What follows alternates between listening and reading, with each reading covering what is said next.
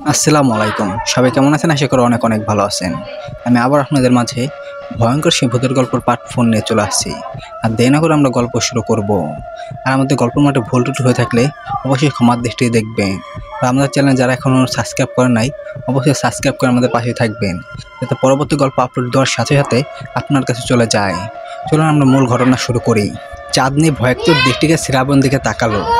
দূর দূর বুক নিয়ে কাঁপা কাঁপা কণ্ঠে বলে উঠল, আমার সেই বান্ধবীর নাম কি শ্রাবণ? আপনি কি বলতে পারবেন? ওর কথার উত্তরে শ্রাবণ একটা দীর্ঘ নিঃশ্বাস ছাড়ল। অন্যদিকে তাকিয়ে বলল, তার নাম শিউলি। তোমার পাশের এলাকার রহমত মিয়ার ছোট্ট মেয়ে শিউলি। কথাটা শুনতেই যেন এক মুহূর্তের জন্য থমকে গেল চাঁদনি। বুকের মধ্যে যেন ঝড় তুফান বয়ে যেতে লাগলো তার। নিজেকে পাগল পাগল মনে হতে লাগলো। সে নিজের কানকে বিশ্বাস করতে পারছে না। দুই চোখ দিয়ে জল গড়িয়ে পড়ল। সে উঠে দাঁড়িয়ে চিৎকার করে বলল, এটা আপনি কি করছেন শ্রাবণ?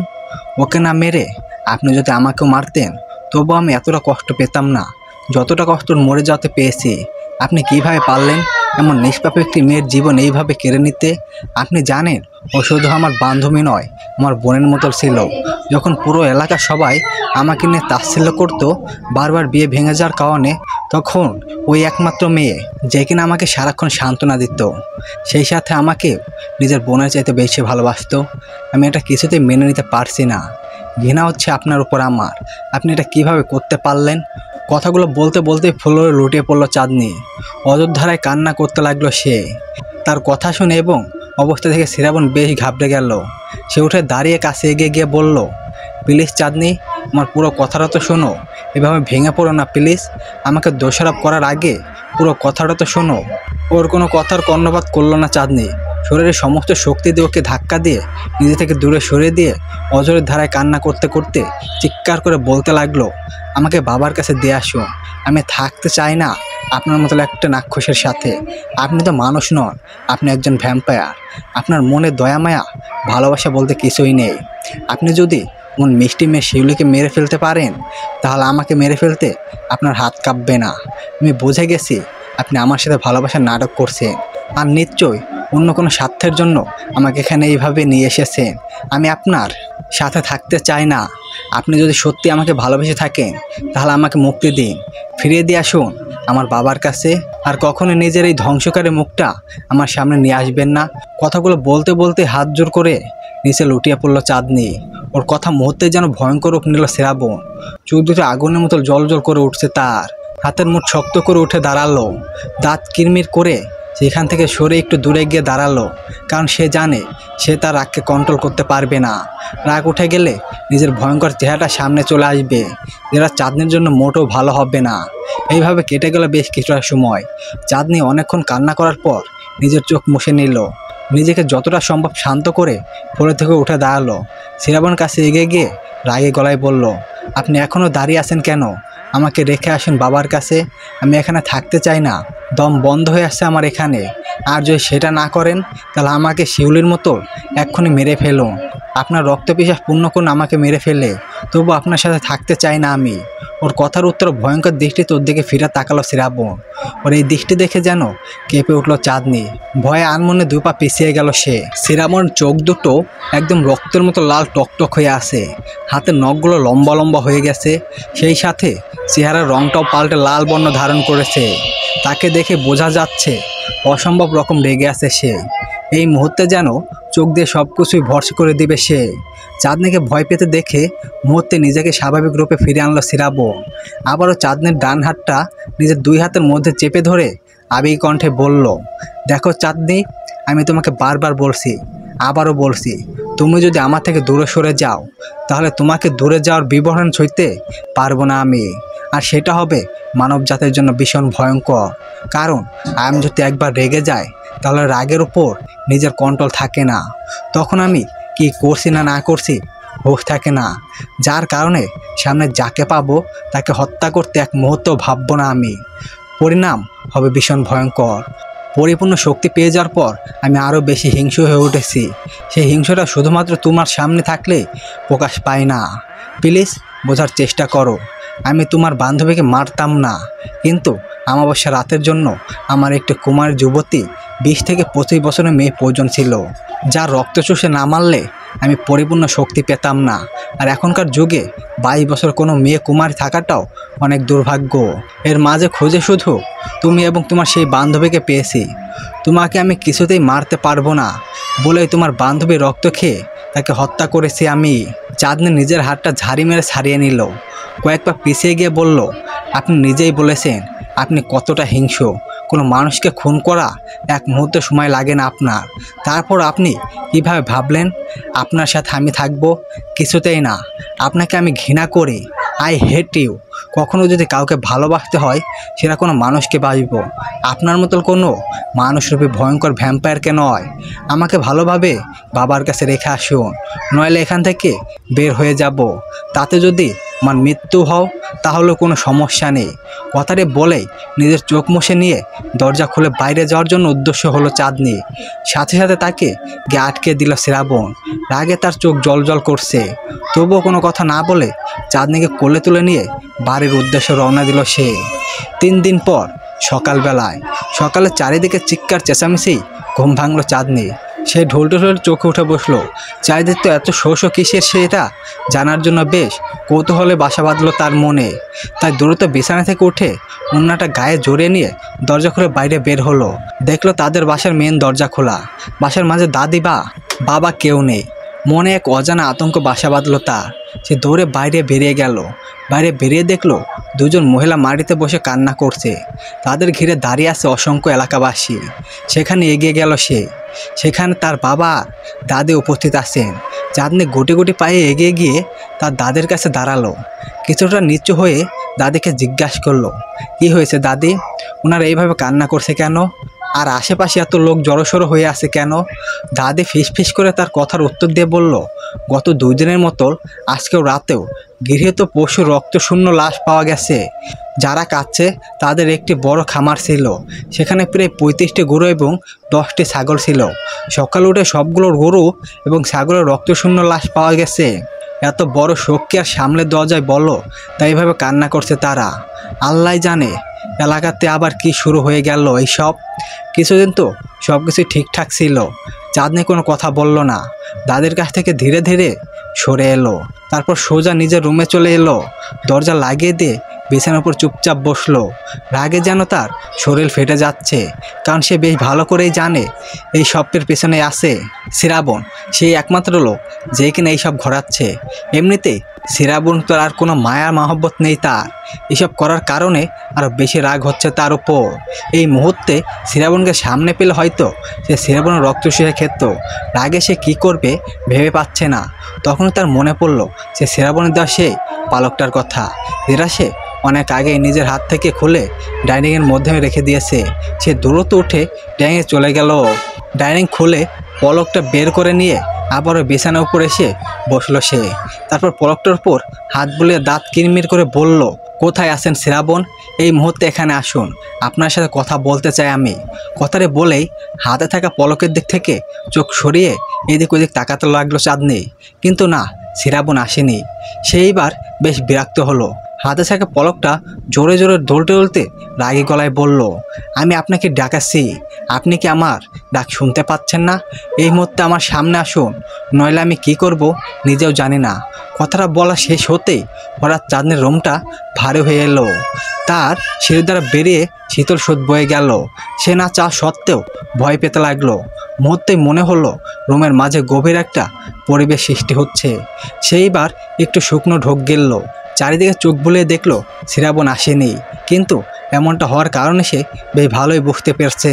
হঠাৎ করে তার সামনে হাজির হলো শ্রাবণ। যেন দেওয়াল ভেদ করে সামনে এসে দাঁড়ালো সে। হঠাৎ এইভাবে সামনে এসে দাঁড়ানোর কারণে সে বেশ ভয় পেয়ে গেল চাঁদনি। কিছুটা ঘাবড়ে গিয়ে নিজেকে সামলে নিল। উঠে দাঁড়িয়ে ওর সামনে এগিয়ে গেল। দাঁত কিরমির করে বলল, কি ভেবেছেন কি আপনি? এইভাবে আমার সামনে এসে দাঁড়ালে আমি আপনাকে দেখে ভয় পেয়ে যাব? কখনোই না। আমি আপনাকে বিন্দু পরিমাণও ভয় পাই না। কি শুরু করেছেন আপনি এইসব? কেন এইভাবে এলাকার নিরীহ পশুগুলোকে হত্যা করছেন? আপনার মনে কি মায়া দেওয়া বলতে কিছুই নেই? সত্যি আপনি একটা রাক্ষস। আপনাকে ভালোবাসা তো দূর, ঘৃণা করতেও ঘৃণা হয় আমার। আপনি কিভাবে পারেন এতগুলো মানুষের ক্ষতি করতে? কথাগুলো এক নাগারে বলেই থেমে গেল চাঁদনি। রাগে সে শরীর জ্বলছে তার। সেইবার ভালোভাবে শ্রাবণ দিকে লক্ষ্য করতেই দেখলো তার চোখ দুটো আগুনের মতো জ্বলছে। অসম্ভব ভয়ঙ্কর দেখতে লাগছে তাকে। এবার চাঁদনি মনে মনে কিছুটা ভয় পেল, কিন্তু ওকে সেটা বুঝতে দিল না। সে আবারও কিছু বলার জন্য মুখ খুলবেই তখনই হঠাৎ শ্রাবণ 2 হাতে তাকে আঁকড়ে ধরলো। তার ঠোঁট দুটোতে নিজের আয়ত্ত নিয়ে নিল। এমনভাবে ধরছে যেন চাঁদনির জান বেরিয়ে যাওয়ার মতো অবস্থা। ভীষণ রকম কষ্ট হচ্ছে তার, কিন্তু সে কিছুতেই সেটা বুঝতে পারছে না। শরীরে সমস্ত শক্তি দিয়েও শ্রাবণকে নিজে থেকে দূরে সরাতে পারছে না সে। তীব্র যন্ত্রণায় চোখ থেকে এবার জল গড়িয়ে পড়লো চাঁদনির। সাথে সাথে তাকে ছেড়ে দিল শ্রাবণ। এখন তাকে অনেকটাই স্বাভাবিক লাগছে। চাঁদনি কাঁদতে কাঁদতে জোরে জোরে হাঁপাতে লাগলো। শ্রাবণ অন্যদিকে তাকে গভীর গলায় বলল, তুমি আমাকে বাধ্য করেছো এটা করতে। আমি তোমাকে আগেই বলেছিলাম আমার থেকে দূরে যেও না, তাহলে আমি নিজের উপর কন্ট্রোল হারিয়ে ফেলবো। আমাকে শান্ত করার একমাত্র ওষুধ তুমি, কিন্তু সেই তুমি আমার বারবার রাগিয়ে দাও। এখন এটা না করলে আমি নিজের উপর কন্ট্রোল হারিয়ে ফেলতাম, তখন তোমার ক্ষতি করে দিতে পারতাম। তাই এটা করতে হলো। এখনও সময় আছে চাঁদনি, ফিরে আসো, সব কিছু ভুলে আমায় হয়ে যাও। কথাগুলো বলেই চাঁদনির দিকে ফিরে তাকালো শ্রাবণ। সাথে সাথে চাঁদনি নিজের শরীরের সমস্ত শক্তি দিয়ে তার গায়ে ঠাস করে একটা থাপ্পড় মেলে দিল। তারপর রাগী গলায় বলল, কি ভেবেছেন কি আপনি? শক্তিশালী বলে নিজের ইচ্ছায় সব কিছু করবেন, যখন যা খুশি তাই করবেন, আর আমি সেটা মেনে নেব? আসলে আপনি তো একজন ভ্যাম্পায়ার, যে কিনা মানুষের রক্ত খেয়ে বেঁচে থাকে। সে কিভাবে বুঝবে মানুষের ভালোবাসার মর্ম? আপনি ভালোবাসা তো দূর, মানুষের ঘৃণা পাওয়ার যোগ্য নয়।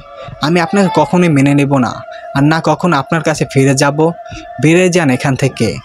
আপনাকে আমি সাবধান করে দিচ্ছি, আর কারো কোনো ক্ষতি করবেন না, নইলে আমার চাইতে খারাপ আর কেউ হবে না।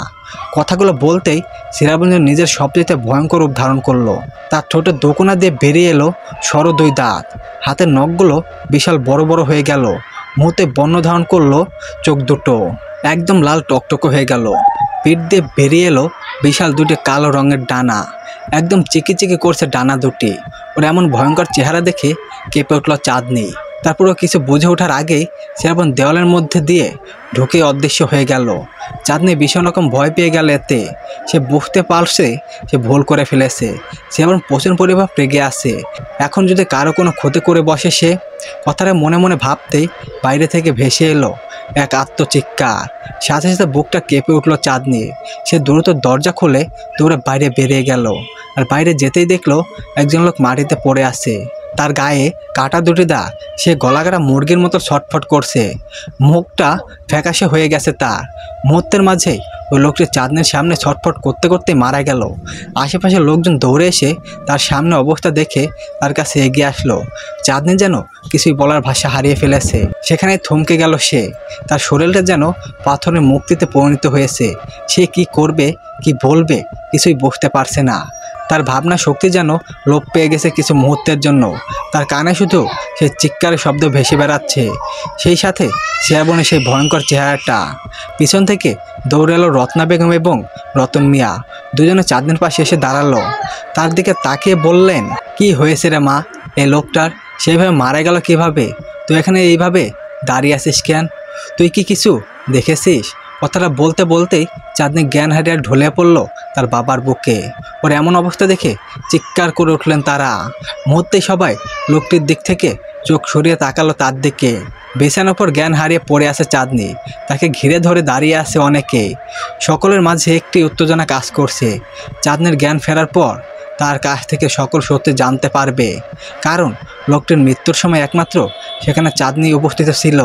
তাই সে অবশ্যই দেখেছে কি হয়েছে, কিন্তু কোনোভাবে তার জ্ঞান ফিরছে না। ডক্টর এসে তাকে একটি ইনজেকশন দিয়ে গেছে আর বলে গেছে কিছুক্ষণের মধ্যেই জ্ঞান ফিরে আসবে। তাই সকল আগ্রহের দৃষ্টিতে তাকিয়ে আছে তার দিকে। বাইরে দুপুর গড়ে বিকাল হয়ে আসছে। বেশ কিছুটা সময় পার হওয়ার পরই জ্ঞান ফিরে এলো চাঁদনি। সে টিপ টিপ চোখে চারিপাশে তাকালো। তাকে ঘিরে দাঁড়িয়ে আছে অনেক মানুষ, একদম ঘর ভর্তি হয়ে আছে। তার জ্ঞান ফিরতে দেখে ওসবের জনতা হা করে তাকিয়ে রইল তার দিকে। একে অপরের সাথে কানাঘুষা করতে শুরু করে দিল। চাঁদনি বোঝার চেষ্টা করলো তার সাথে কি হচ্ছে।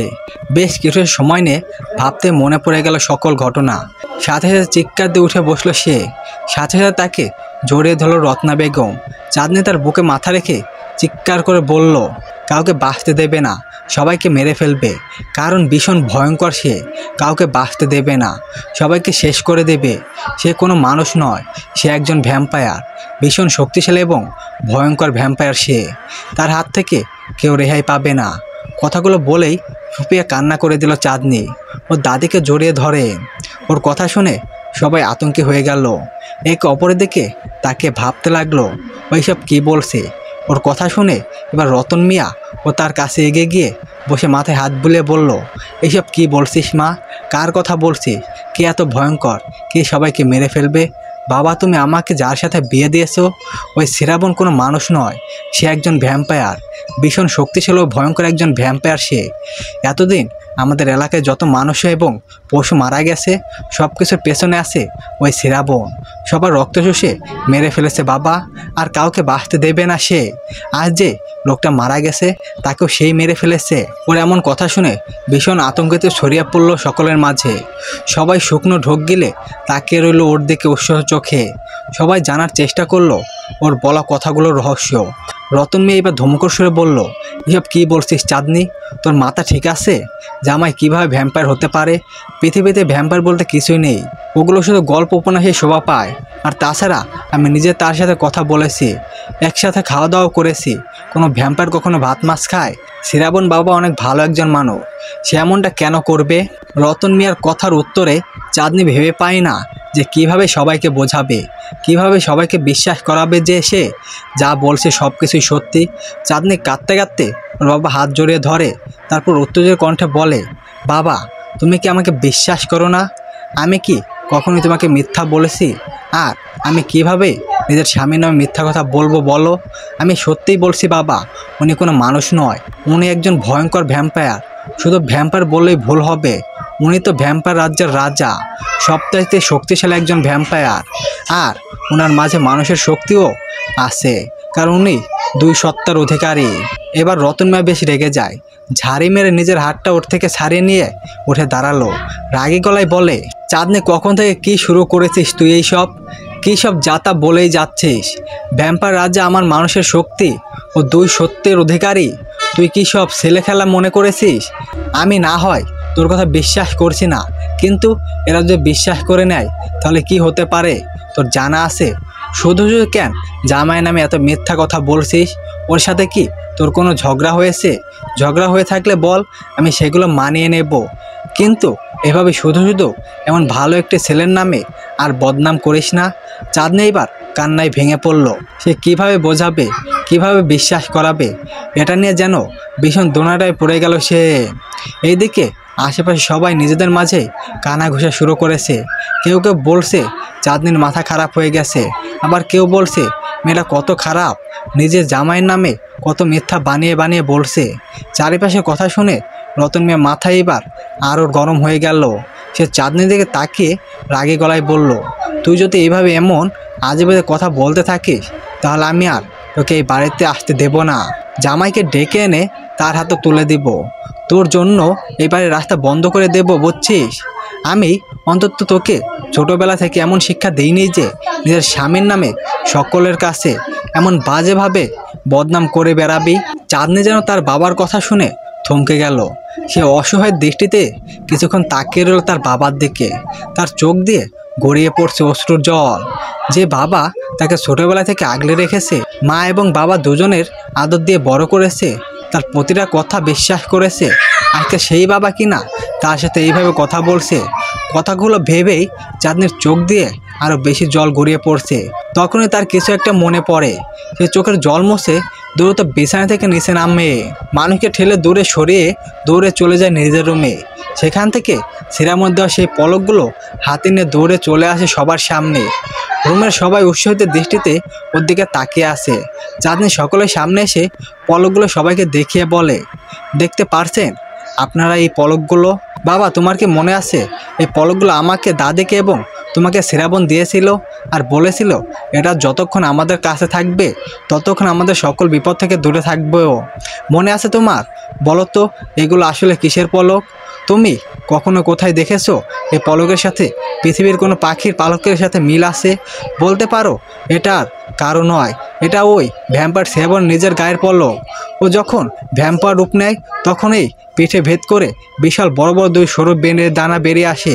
সেই ডানার সাথে অসংখ্য এমন পলক আছে, সেখান থেকে আমাদের তিনজনের হাতে তিনটা পলক দিয়ে গিয়েছিল। এটাতে ওনার শক্তি লুকিয়ে আছে, যার মাধ্যমে উনি এতটুকু বলার পরেই আর কিছু বলতে পারলো না চাঁদনি। তার আগেই যেন কানের তালা ফেটে গেল তার। রতন মিয়া শরীরের সমস্ত শক্তি দিয়ে ঠাস করে তার গালে একটা থাপ্পড় বসিয়ে দিয়েছে। ঘটনার আসলিকতা যেন থমকে গেছে চাঁদনির, ভাবলেনহীন হয়ে গেছে সে। মুহূর্তের মাঝে কি ঘটে গেল সেটা কোনোভাবে বুঝে আসছে না তার।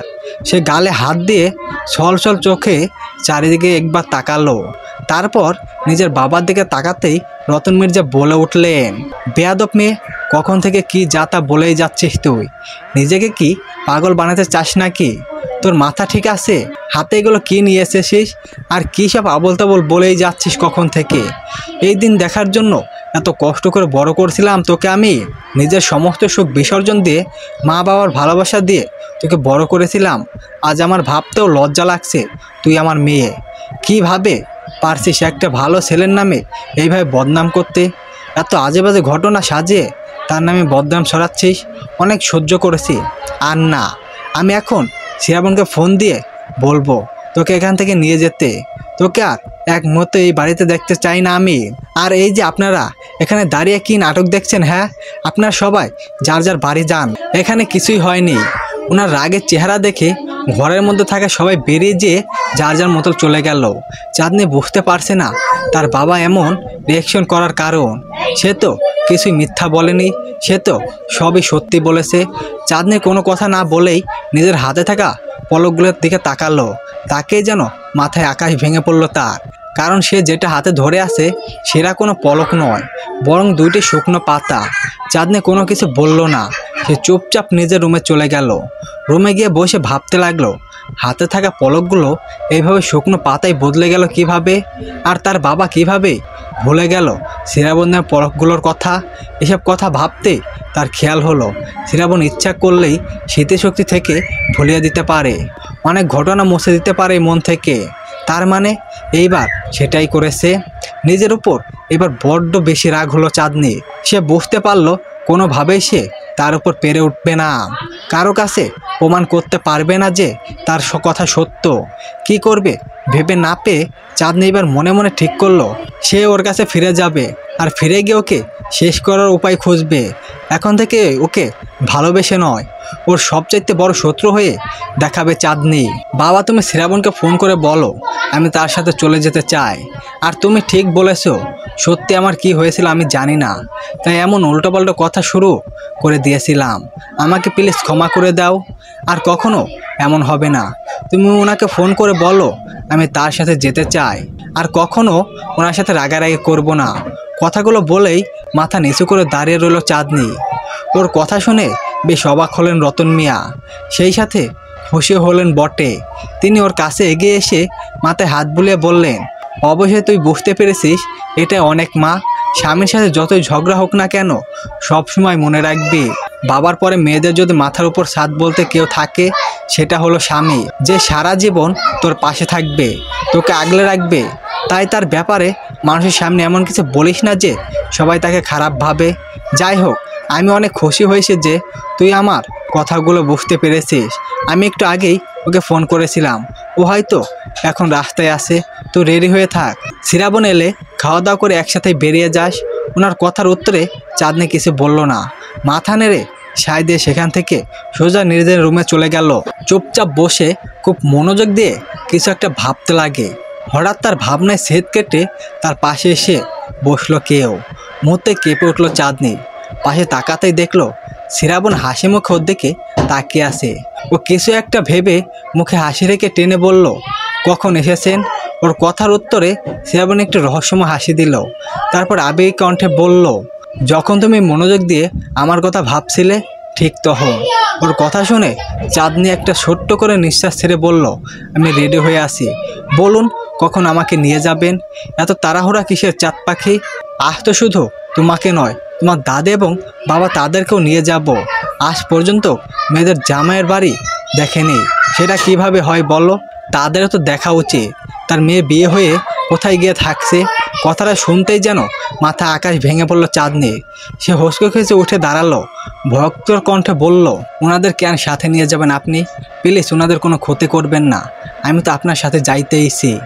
ওর কথার উত্তরে শ্রাবণ মৃত হাসল, উঠে দাঁড়িয়ে পিছনে গিয়ে ওর কোমরে জড়িয়ে ধরল। তারপর ঘাড়ের কাছে মুখ রেখে আদরে গলায় বলল, আরে আরে তুমি এত হাইপার হচ্ছে কেন চাঁদ পাখি? আমি ওনাদের ক্ষতি করতে যাব কেন? ওনারা তো আমার সম্মানীয় ব্যক্তি, আমার একমাত্র শ্বশুর এবং দাদু শাশুড়ি। ওনাদের কি কোনো ক্ষতি করতে পারি? আর তাছাড়া তুমি কিভাবে ভাবলে যে ওনাদের কোনো ক্ষতি করব? কিছুই হবে না, শুধুমাত্র ওনাদের দেখাতে চাই তোমাকে আমি কতটা সুখে রেখেছি। এখন এইসব চিন্তা ভাবনা না করে যাও তো, আমার জন্য খাবার দাবারের আয়োজন চলছে, সেখানে একটু হাত লাগাও। দাদি তো বৃদ্ধ মানুষ, কত কাজ করবার একা একা। চাঁদনি কি বলবে বা কি করবে ভেবে পাচ্ছে না। শ্রাবণকে নিজের এতটা কাছে দেখেও অসম্ভব রকম ভয় লাগছে তার। ওর এমন কথা শুনে যেন ভীষণ রকম ভয় পাচ্ছে চাঁদনি। সে ভালো করেই জানে শ্রাবণ কোনো না কোনো উদ্দেশ্যে এখানে এসেছে, তবে সেই উদ্দেশ্যটা কি সেটা তার না জানা। চুপচাপ দাঁড়িয়ে থেকে আকাশ পাতালে ভাবতে থাকে সে। তাকে এইভাবে ভাবতে দেখে শ্রাবণ একবার গালে ছোট্ট করে একটা চুমু এঁকে দিয়ে বলে, এখানে দাঁড়িয়ে দাঁড়িয়ে বরের আদর খাবা নাকি বরের জন্য কিছু খাওয়া দাওয়ার ব্যবস্থা করবা বলো তো? আমার কিন্তু আপত্তি নাই এইভাবে আদর করতে। ওর এমন কথায় মুহূর্তেই ওর কাছ থেকে সিটকে দূরে সরে গেল চাঁদনি। কোনো রকম কথা না বলে দ্রুত রুম থেকে বেরিয়ে গেল। শ্রাবণ কিছু বলল না, মৃদু হয়েছে বিছানার উপর উঠে বসলো। কিছু একটা ভেবে তার মুখে ফুটে উঠল রহস্যময় হাসি। রান্নাঘরে গিয়ে চাঁদনি দেখলো তার দাদি সব রান্না শেষ করে এখন সব কিছু গুছিয়ে টেবিলে নিয়ে আসছে। সে গিয়ে তার সাথে হাত লাগাতে চাইলে রত্না বেগম ধমক দিয়ে বলে উঠলেন, তোকে এখানে আসতে বলেছে কে রে চাঁদনি বড়ি? জামাইয়ের সাথে ঝগড়া করে তো অনেক কিছুই ঘটালি, এখন কি এখানে এসে তার সময়টুকু নষ্ট করতে চাস? যা গিয়ে তাকে সময় দে, একটু আদর সোহাগ করে রাখ অভিমান ভাঙা। এগুলো আমি একাই সামলিয়ে নেব। ওনার এমন কথায় চাঁদনি বেশ বিরক্ত হলো, তবুও তার দাদিকে কিছু বুঝতে না দিয়ে বলল, উনিই বলেছেন ওনার জন্য খাবার রেডি করতে, তাই এখানে আসছি। এবার রত্না বেগম মৃদু হাসলেন আর বললেন, যাক, তার মানে তোদের মাঝে ঝগড়া অভিমান সব মিটে গেছে, তাই তো? মাশাআল্লাহ সুন্দর। একটা কথা বলি শোন, জামাই হলো মেয়েদের মাথার তাজ, তার সাথে কখনো খারাপ আচরণ করবি না। ঝগড়াঝাটি করে এরকম দুমদাম বাপের বাড়ি চলে আসবি না। জামাইকে আদর সোহাগ করে আগলে রেখে বেঁধে রাখবি, তবে জীবন সুখী হতে পারবি। আর তোর তো কোনো শ্বশুর শাশুড়ি বা দেব ননদের ঝামেলাও নাই। এত সুন্দর একটা রাজপুত্রের মতো জামাই পাইছিস। তোর জায়গায় আমি হইলে তো সারাক্ষণ জামাইয়ের জাপটে ধরে রাখতাম, এক মুহূর্তের জন্য চোখের আড়াল করতাম না। যদি আবার অন্য কাউকে পেয়ে আমাকে ছেড়ে যায়, এখনও মন চায় যদি জোয়ান হইতাম তাহলে জামাইয়ের সাথে প্রেম করতাম রে চাঁদনি বুড়ি। কথাগুলো বলেই ফিস ফিস করে হেসে দিল রত্না বেগম। ওনার কথা শুনে চাঁদনির কোনো রকম রিয়াকশন দেখা গেল না। সে তো মনে মনে ভয়ে মরছে। শ্রাবণ কেন তার দাদি এবং বাবাকে সাথে নিয়ে যেতে যাচ্ছে? আর কোথায় নিয়ে যাবে সে? এই বাড়িতে তো কখনোই নিয়ে যাবে না, তাহলে কোথায় নিয়ে যাবে সে তাদের? খাবার টেবিলে সব কিছু রেডি করে পিছনে ঘুর ঘুর করে চাঁদনি দেখলো রতন মিয়া দুই হাতে প্রায় 5-6 কেজির মতো মিষ্টি নিয়ে দাঁড়িয়ে আছেন। ওনার হাতে এত মিষ্টি দেখে ভরু কুচকে গেল চাঁদনি। এগিয়ে গিয়ে গভীর কণ্ঠে বলে, এত মিষ্টি কেন এনেছো বাবা? এগুলো দিয়ে কী হবে? তুমি কি সারা এলাকায় মিষ্টি বিলাবে নাকি? কিন্তু কেন? ওর কথার উত্তরে রতন মিয়া হাতে থাকা মিষ্টির প্যাকেটগুলো পাশের টেবিলের উপর নামিয়ে রেখে হাসি দিয়ে বলল, না রে মা, এগুলো নিয়ে এসেছি, আজ প্রথম তোর শ্বশুর বাড়ি যাচ্ছি, খালি হাতে গেলে কেমন দেখায় বল, তাই অল্প কিছু মিষ্টি নিয়ে এলাম। আচ্ছা, তুই তাড়াতাড়ি জামাই বাবাজিকে নিয়ে খেতে বস, আমি গিয়ে ফ্রেশ হয়ে আসছি। কথাটি বলেই উনি চলে গেলেন। চাঁদনি যেন আরও বেশি ঘাবড়ে গেল তার বাবার কথায়। সে কি তাহলে আরও বেশি বিপদে গিয়ে এগিয়ে যাচ্ছে?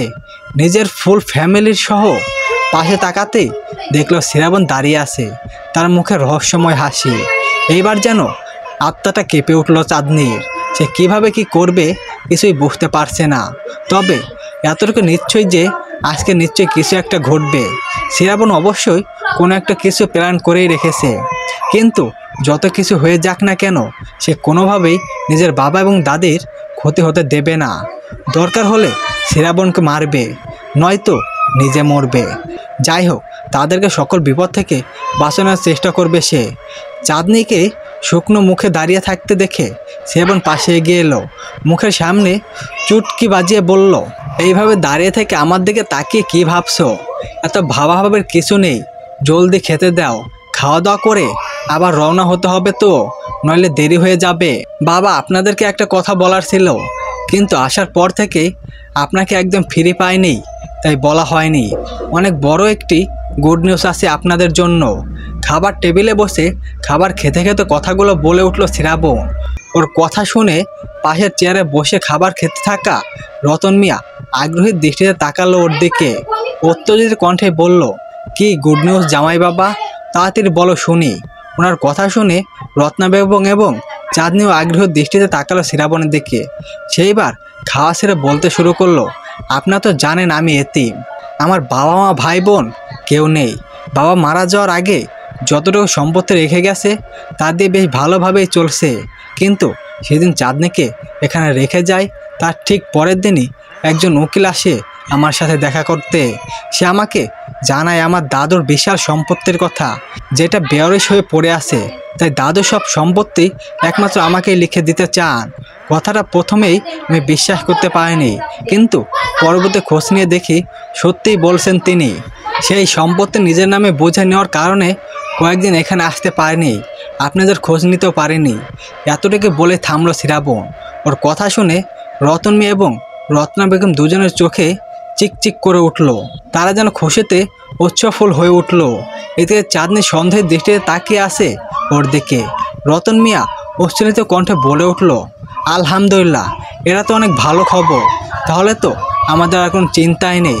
আমার একমাত্র মেয়ে অনেক সুখী হবে তোমার সাথে। তা তোমার দাদার সম্পত্তি কি কি পেয়েছে তুমি?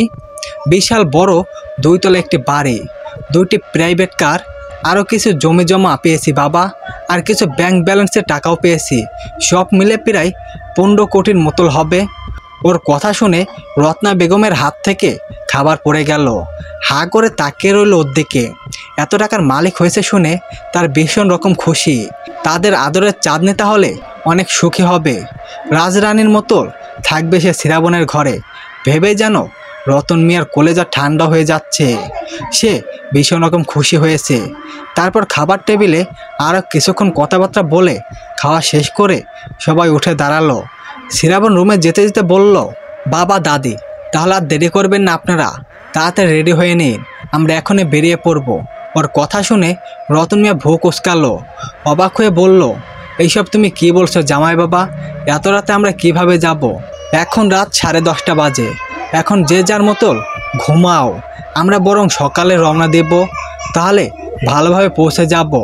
সমস্যা হবে না বাবা, আপনি একদম চিন্তা করবেন না।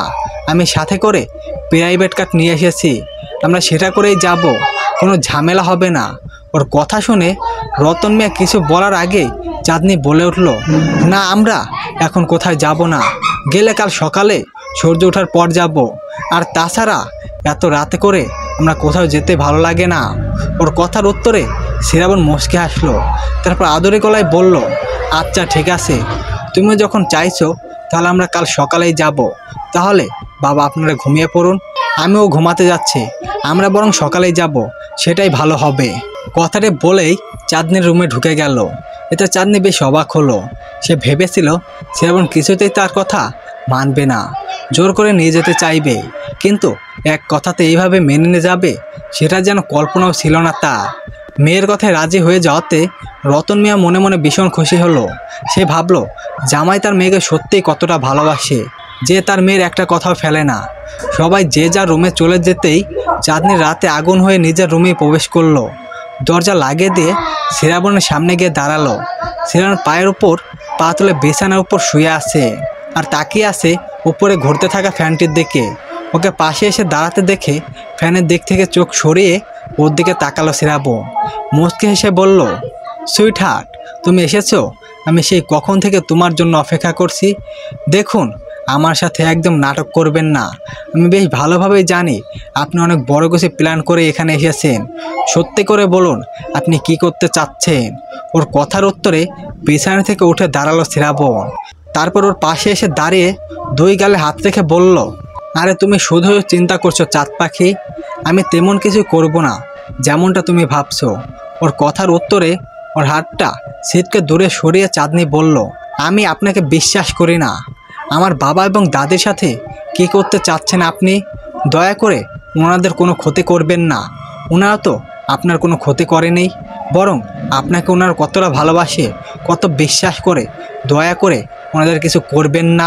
ওর কথার উত্তরে শ্রাবণ মৃদু হাসলো। আবারও বিছানার উপর গিয়ে বসে পায়ের উপর পা তুলে রহস্যময় হাসি দিয়ে বলল, ঠিক আছে, তোমার বিশ্বাস করতে হবে না, কালকে নিজের চোখেই দেখো কি করি। এবার চাঁদনি বেশ কিছুটা ঘাবড়ে গেল। শ্রাবণের পায়ের কাছে এসে ফ্লোরে বসে পড়ল।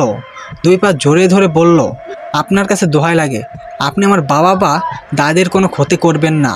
ওদের কিছু হলে আমি বাঁচব না, আমিও মরে যাব।